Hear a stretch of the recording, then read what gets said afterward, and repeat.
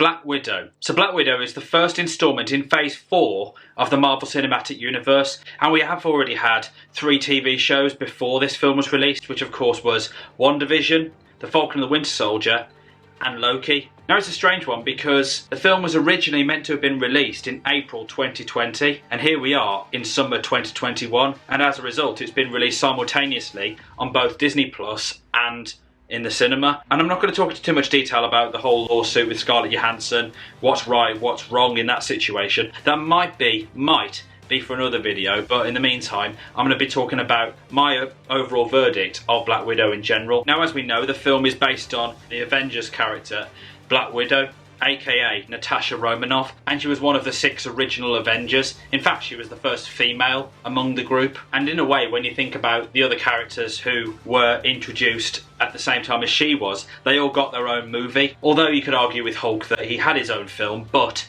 it didn't have Mark Ruffalo's portrayal, and his first time appearance as the Hulk was in the Avengers. So the point I'm making is that when you've got an Avengers character who's so crucial to the whole universe, they've had their own movie, and yet finally Black Widow is getting hers. And to an extent it makes sense to release it now because, as we know from Avengers Endgame, the character is dead. So it's almost like an opportunity to send off the character having been on our screens for such a long time, the first time being in Iron Man 2 in 2010. It reminds me a little bit of the Han Solo character, where he was reintroduced in The Force Awakens after such a long absence, having been in the Star Wars original trilogy. He gets killed off in that film, and then they release a Star Wars prequel about Han Solo's origin story because of the fact that he's dead. And that film in many ways not only filled a few gaps, but it also gave us a bit of a send-off to the Han Solo character, and I feel that Black Widow follows suit in that regard. But a big question mark for me was how much of an influence was Black Widow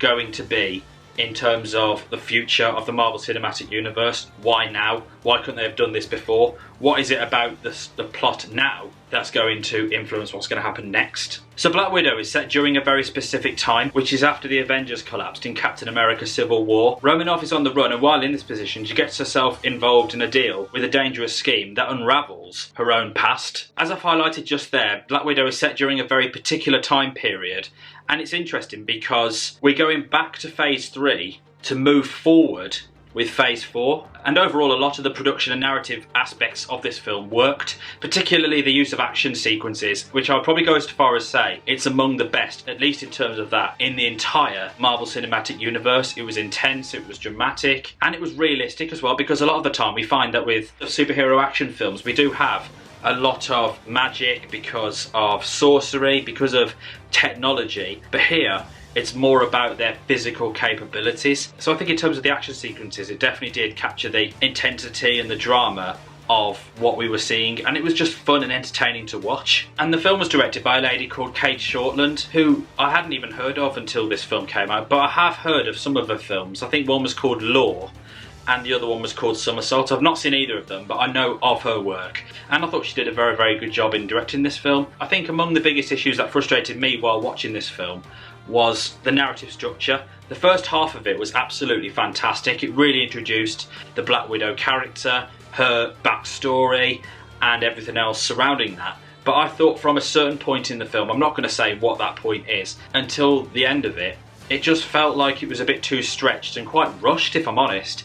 I just didn't kind of grasp the intensity and the excitement in the second half of the film as much as I did the first. So that's what I would say was fairly disappointing about Black Widow. And in a way, humour's played a significant part in the success of this series so far. And even when there's a very serious plot, they always manage to squeeze in a little bit of humour, especially in films like Infinity War and Endgame, that's full of drama, full of, you know, uncertainty. They still managed to add some subtle moments, and I just don't think the humour worked in this film. I didn't find any significant moment funny, and maybe that wasn't necessarily a flaw.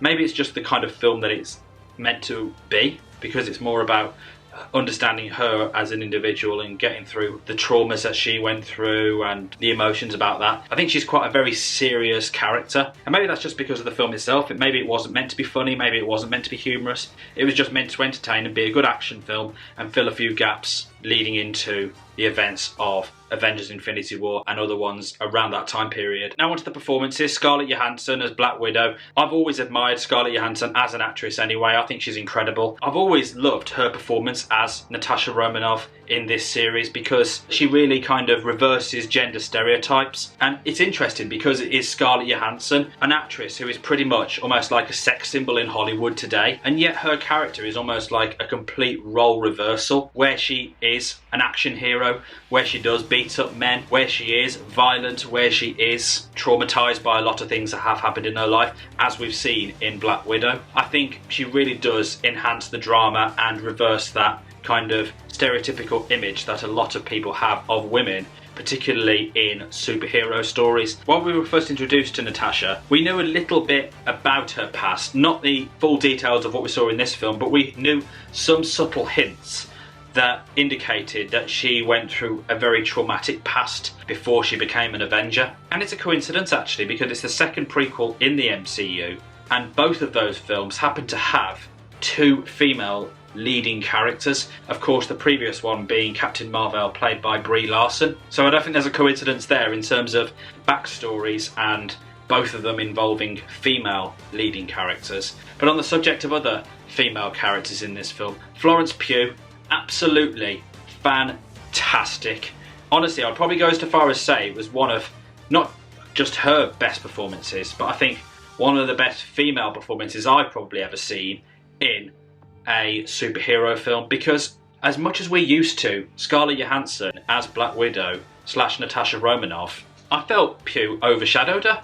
And why I thought Pugh was so good was that although she definitely did capture a lot of things that Johansson did, I just thought she edged it in the sense of drama and making us care a lot more and giving us a whole breath of fresh air to a character who we've seen only once before in the series, which of course is this film. And I don't think it's just down to Pugh's performance that made me think that. It was also about how the character was written, and maybe that's just because of the slightly laggy second phase of the film, I don't know. But I just thought that Florence Pugh's character was the one we cared more about than Black Widow herself. But regardless though, Florence Pugh is fast becoming one of Hollywood's biggest stars at the moment, and I'm actually looking forward to seeing where this character goes next with her performance. Meanwhile, other supporting characters in Black Widow include David Harbour and Rachel Weisz. Now, as we all know, David Harbour is the guy who plays Hopper in Stranger Things and is also the new Hellboy. But in this film, he plays a character who is like a mentor figure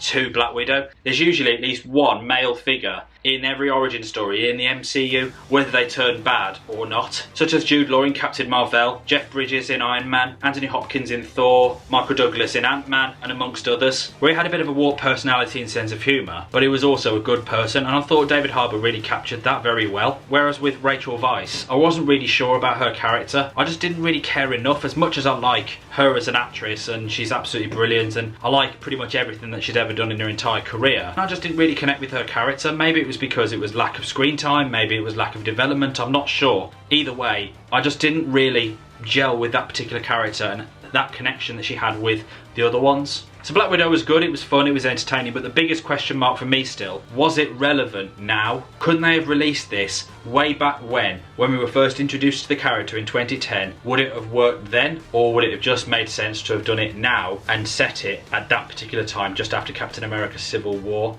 But I think it was just a story that filled the gaps, gave us a send-off to the Natasha Romanoff character, and also added some plot threads to what we could be seeing in the Hawkeye series that we're going to see on Disney Plus later on in the year. So who knows what's going to happen there. What did you think of Black Widow? Was it worth waiting for after such a long time of waiting for it to be released? Let me know in the comments below, and as always, if you did go on to enjoy this video, then please hit that like button and subscribe for more, and have a notification bell tick so you're notified when I upload a new video, and I'll catch you in the next one. Take care everybody.